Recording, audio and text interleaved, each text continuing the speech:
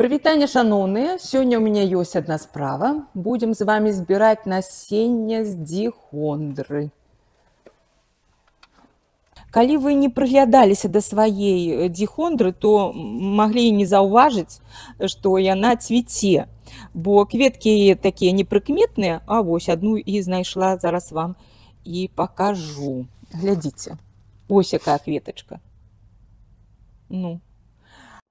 Пасля таго, як дихондра адцвіце, мы можам збіраць ужо і насенне.